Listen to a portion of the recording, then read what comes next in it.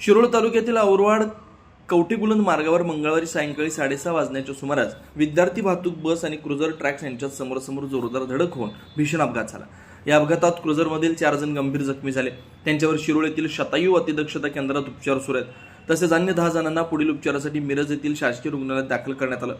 मिळालेल्या माहितीनुसार औरवाड ते कवठेबुलंद दरम्यान भरधाव वेगात येणाऱ्या दोन्ही वाहनांमध्ये समोरासमोर धडक झाली। धडकेची तीव्रता इतकी भीषण होती की विद्यार्थी वाहतूक बसच्या पुढील चाकाचा भाग तुटून मागे सरकला।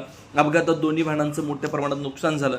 या अपघातामुळे औरवाड कवठेबुलंद मार्गावरील वाहतूक पूर्णपणे विस्कळीत झाली। औरवाड पुलापासून कवठेबुलंद माळापर्यंत वाहनांच्या लांबच लांब रांगा लागल्या होत्या। त्यामुळे अनेक वाहन चालकांना वाहतूक कोंडीत अडकून पडावं लागलं। घटनेची माहिती मिळताच सहाय्यक पोलीस निरीक्षक संतोष माने हे पोलीस फौजफाट्यासह घटनास्थळी दाखल झाले।